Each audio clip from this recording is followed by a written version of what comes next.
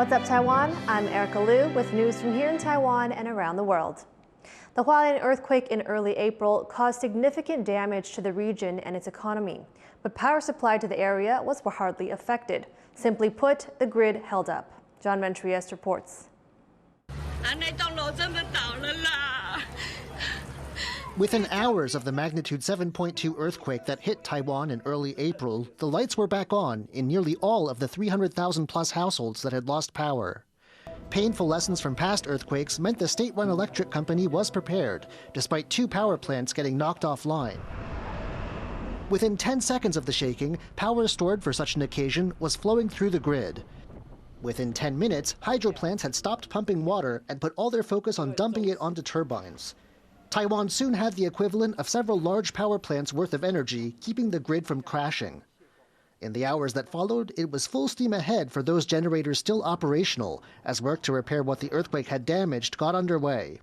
In damaged power plants like this one, with hundreds of kilometers of wires and pipes, 3 days of intense, round-the-clock work began. 我们为了要抢修可能会在安全的这个温度范围，我们几乎大概在40几度就开始要进去看了，损伤的位置在哪里？在看到之后它的确切位置，然后我们开始拟定这个计划。可是，在锅炉里面，它空间很狭小，大概管排跟管排之间最小的大概只有20公分。The grid was lucky in several ways. First, the earthquake hit a more rural part of the island with less infrastructure. And second, it struck in the morning, so solar farms were able to help take on some of the burden. And plans put in place after Taiwan's devastating 1999 earthquake worked. Customers had power back within hours instead of weeks. And in power plants themselves, improvements kept vulnerable systems running. 我们是有针对一些那个会损坏严重的地方，我们做了很大的改善。所以说你只要回过头来跟4月3号这次的比较，当初发生的那个问题，我们后来解决掉了，到这次完全没有再重复发生过。But Taiwan's grid isn't as resilient as the country's power company needs it to be. In 2022, it proposed a decade-long $17 billion plan to decentralize the grid and strengthen hardware. And that may not even be the end game. One idea academics and some businesses have in mind is what's called a virtual power plant, lots of small power sources all pulled together in a network. A single solar panel on a roof might not generate much, but coupled with hundreds or thousands of other panels, suddenly there's quite a bit of power to work with, power that can kick in when the traditional grid is stressed. These networks are already common in countries like Germany, and they may be coming to Taiwan. 那虚拟主要是说，它用的控制的技术是我们用到数位的技术，像 AI 的等等的技术，来做这个我们分布式的电力资源的一个调控，然后发出来跟传统的电厂一模一样的这样的实的功率，Real Power， 甚至于比传统电厂可以发挥更多的功能。Whatever the future holds for Taiwan's power grid, it's certain that the next steps won't be easy. In recent years, technical issues have seen a string of blackouts in major cities, and fierce debate over issues like nuclear power mean keeping Taiwan's grid running could mean overcoming political gridlock too. Luffy Li and John Van Trieste for TaiwanPlus. A Ukrainian civil defender who's working to fend off the Russian invasion of her country says Taiwan needs to keep vigilant and prepare for the worst. Our reporter Leslie Liao met with her in Taipei to find out more. Katerina Muzlova has first-hand experience with the brutality of war. She's a Ukrainian civil defender working to defend her country from Russia's invasion. Some days we go to front line, we stay there 1 or 2 days and help people, help military or civilians. Katerina is from Mykolaiv in southern Ukraine, an area close to the fighting between Ukrainian and Russian forces. Her father, a Ukrainian Marine, has been a POW in Russia since 2022.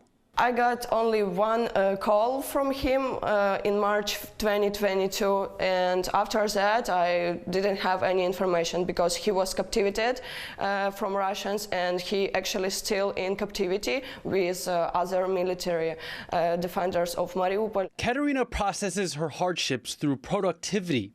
She helped found Heart in Action, a charitable organization that's looking to support Ukraine. When my father was in Mariupol as a defender, I had to recognize that I need to do something to help my father, to help my schoolmates who was defenders at Kharkiv. One of her big achievements is securing help from Taiwan. Katerina coordinated the donation of dozens of rescue vehicles from Taiwan to Ukraine. Our NGO was a recipient of the first part of this support. It was 48 cars. At the end of May, Katerina came to Taiwan with a message: be prepared. Like Ukraine, Taiwan also faces threats from its neighbor. China claims Taiwan as part of its territory and hasn't ruled out taking it by force. Beijing regularly sends warplanes and ships near Taiwan to intimidate the country. She says this is no time for Taiwan to get complacent. I think that people here in Taiwan, they try to don't think that it have possibility to be invasion from China and China training. After inauguration, I received this news that they training again, and people from Ukraine started oh my God, from one war to other one? No, no, no, no. And Russian did training only 4 years, so be careful. One place where Katerina sees room for improvement is Taiwan's public air raid shelters. Taiwan claims to have thousands of these shelters, but most are underground parking garages or basements. Katerina says they won't cut it if war breaks out. For my opinion, it was totally not prepared because there was some water, there wasn't anything actually. So you even can't sit there, you can't charge your phone there, nothing. War has taken a heavy toll on Katerina. While here, she attended President Lai Ching-te's inauguration, an event that's heavy-handed with military ceremony. The sounds of cannon salutes and flyovers from aircraft triggered harsh memories for her. I have kind of PTSD. I was a little bit stressful when jets go and such things. So behind Katerina's smile and friendly demeanor lies trauma and hardship. But the experience she gained from those scars provide valuable lessons for Taiwan's future. Leon Lien, Eason Chen, Yu Chen Lai, and Leslie Liao for TaiwanPlus. Bird lovers are calling on authorities in northern Taiwan to do more to protect a local bird species. The black-naped Oriole is a bright yellow species protected under Taiwanese law. The birds have made frequent appearances at Taoyuan City's Bada Danan Forest Park. Conservationists have urged the city government to preserve the park's tree branches for the birds to nest on.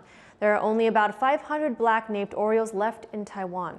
The urban-dwelling bird has come under threat in recent years due to climate change, habitat loss, and squirrels. 在都会区的公园，常有民众会喂食，然后也会造成松鼠的繁殖，大量繁殖。那松鼠当然就是黄鹂最大的一个克星的天敌，所以松鼠会吃黄鹂的蛋。Around 50,000 people gathered in Pingdong in southern Taiwan over the holiday weekend to watch a traditional opera, which went off with flying colors.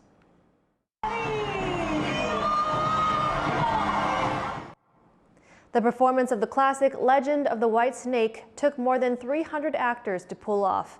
The production went ahead despite heavy rains the previous night. Crew members quickly dug drainage ditches to keep the area dry for both performers and the audience. The curtain call was led by Sun Cui-feng, one of Taiwan's most famous opera singers. Thank you for watching What's Up Taiwan. You can visit the TaiwanPlus website or follow our social media for more stories from Taiwan and around the world. Finally, say hello to these rare Andean bear cubs at the Queen Zoo in New York City. They're the only bear species native to South America, and they're under threat in the wild. I'm Erika Liu. Take care and see you next time.